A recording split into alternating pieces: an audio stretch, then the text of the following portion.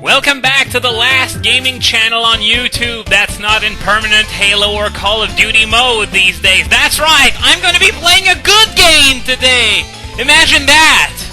So, today we're going to be checking out the More of Ice series, and if we have any time left after that, which I doubt considering that we're going to probably be running into a plethora of random battles yet again, if we have any time left, we're going to get started on the Ice Series Gym. Hopefully, we're going to manage to get that Mienfoo evolved today.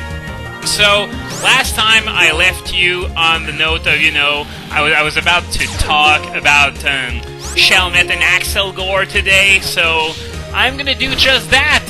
As I've mentioned before, the Shelmet and Carablast lines are involved in a very interesting evolution method that sees Carablast get its shell stolen. No, or rather, Shelmet get its shell stolen by Carablast in a trade.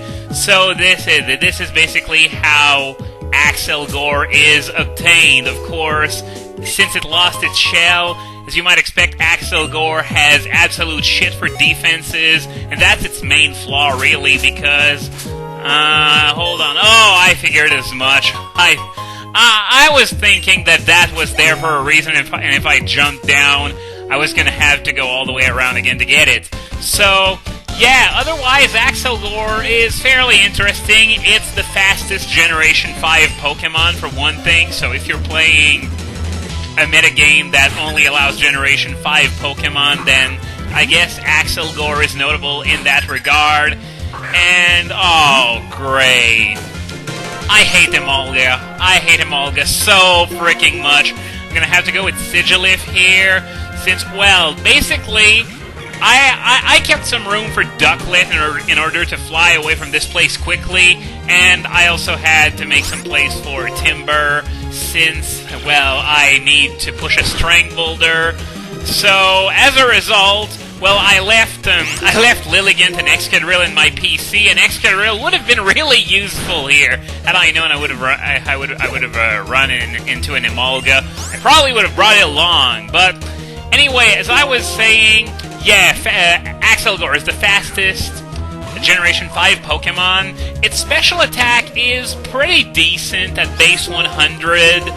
Its move pool is pretty decent too, both in terms of offense and support. It's one of the fastest spikers in the game. In fact, I think it's the fastest spiker in the game. Well, at least among those Pokemon that are allowed in overuse, because Deoxys can learn spikes as well. But yeah, it can also learn Yawn for some additional support. You're probably not gonna put anything to sleep with Yawn, but you're at least gonna be forcing switches with that. Bounce, huh? Nah, I'm gonna pass. The accuracy's a bit too shaky for that kind of power, especially when it's not stabbed, so I'm gonna pass on Bounce. So, yeah, Axelgor, pretty interesting Pokemon as sort of a really quick glass cannon, except the cannon doesn't really shoot very powerful shots, and it's really, really frail, so I personally wouldn't recommend using it. Well, I would imagine that it has pretty interesting niche in the lower tiers, but I don't play those lower tiers. So, whatever. Now, in the news, there is going to be a brand new Dream World expansion coming up soon, so this means that we're probably going to see some new Dream World abilities. The list of Pokemon that still do not have their Dream World abilities has shrunk by a lot with the release of Black and White 2, so we can expect it to shrink even further. But I'm not expecting too much out of it, because among the abilities that are left to distribute, most of the interesting ones belong to starters and legendaries, which I don't think we're going to be seeing in this new Dream World area. Maybe Litwick? I don't know. I honestly don't know if we're going to see Litwick, or if they're really adamant on keeping it for the next generation. or something, because I find it rather weird that, you know, they've distributed so many abilities, including Imposter, Ditto, and, of course, Drizzle, Politoed, and Drought Ninetales, and they still don't seem to be too hot on giving us Shadow Tag Chandelure, so maybe we're gonna get it, but I wouldn't hold my breath for it. Also, there's going to be a promotion in Japan, which is going to see the Elemental Monkeys being distributed with their Dream World abilities. We're talking about a minor improvement over Gluttony, since their Dream World abilities are the starter abilities.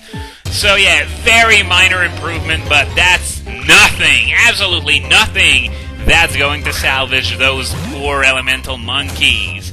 I mean, it's definitely not going to make them as overused competitively as they are overused in-game. Though, to be fair, in Black and White 2, they really toned down on the Elemental Monkeys, and I'm very thankful for that. Well, of course, that's the effect that is expected of the Unova decks being doubled in size. And can I go anywhere without facing a random battle every goddamn step? I know I said earlier on that I wouldn't freak out over it so much, because otherwise I would spend my entire time talking about it, but it's really getting on my nerves. This is another thing that Black and White 2 improved upon that, I was talking about earlier, is that less random battles past Drift Veil. It's a very wonderful thing. It makes Audino grinding a lot less painful, for one thing. Now, what the hell is that noise? Oh, okay. Sorry about that. It's because I was hearing a noise coming from above my desk, and the way it's set up is that, you know, there's a light bulb that's encased in some sort of decorative thing that, you know, opens upward. So there was a fly inside that decorative thingy, and it was doing laps around the light bulb. So I was thinking, like, you know, fly up! Oh, and just as I say that, it finally decides to fly out of that thing. Oh well, it means it's not gonna die in there probably, so I'll just squish it once I'm done recording, I guess. I hate flies, but I don't hate them enough to interrupt a recording over one. So, yeah, something else that you have probably become aware of is that Black Kyurem now allowed in overuse. And this ought to be the final nail in the coffin, of those people, according to which stat totals and legendary status mean everything. Because we're talking about a Pokemon with a base stat total of 700! Higher than anything but Arceus!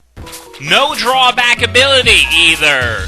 And it's still not good enough to be Uber! This is baffling, but I guess it could be sort of expected since normal Kyurem is only borderline, but still. Black Kyurem, 700 base stat total, 170 base attack! And it still sucks this much? I mean, of course, the fact that it lacks a good physical ice move really doesn't help matter as much, but I thought it was at least going to be Uber. I mean, even if it was one of those low-end Ubers no one ever actually used in the Uber metagame, like, for example, Manaphy, or Ruby Sapphire Deoxys, but still Uber. But no, apparently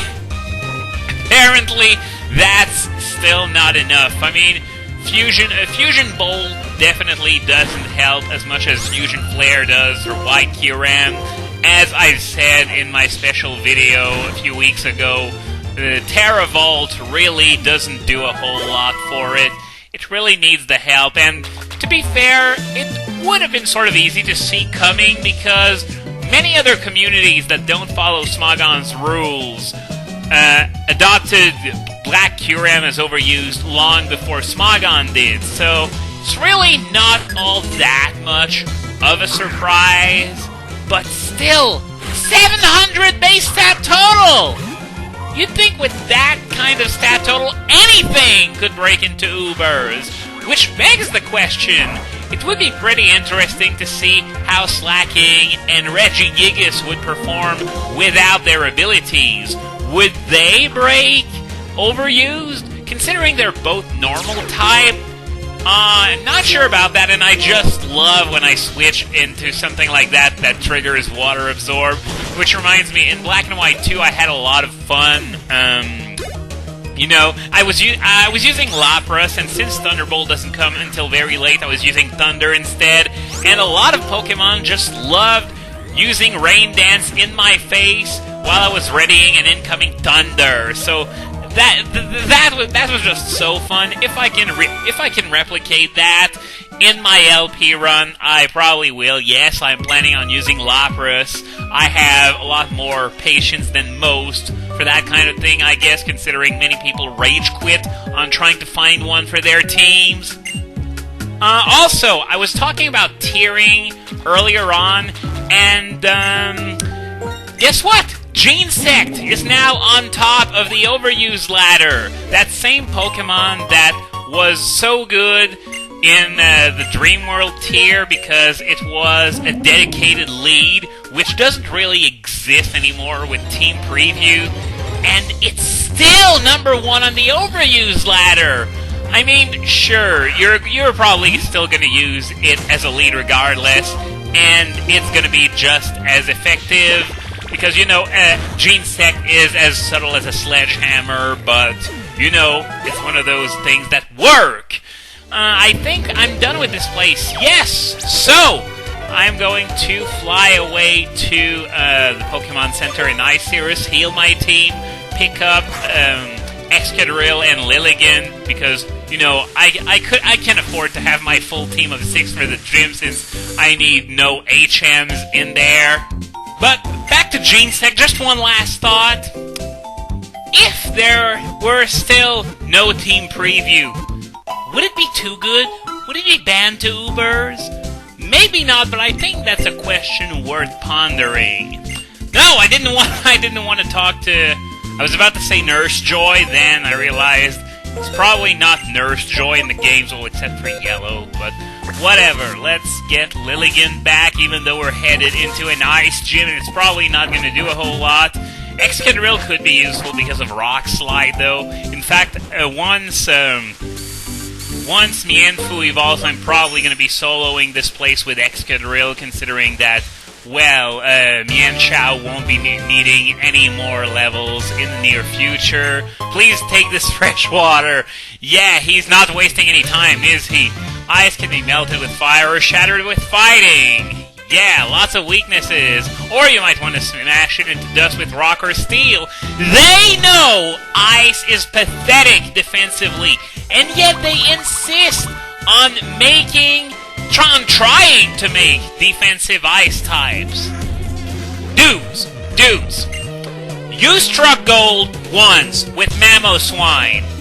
It's not gonna happen again, at least for the next decade or so, because if out of 649 Pokemon, only one can actually somewhat fit the mold of effective defensive ice-type Pokemon, then, by the laws of averages, then it should take another 649 to make another one. And that's why... Oh wow, Cryogonal's faster! Well, I sort of forgot about how quick it can be because, well, you fight a lot of these. I should say you fight 2 of these, just over and over and over. In Black and White 2, they belong to Zinzolin, of course. I just destroyed them with my Volcarona, so I never outsnailed one of Zinzolin's Cryogonals.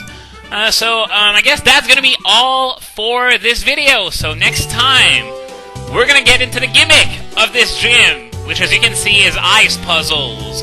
But it's the rarest kind of ice puzzles of all. Easy ice puzzles!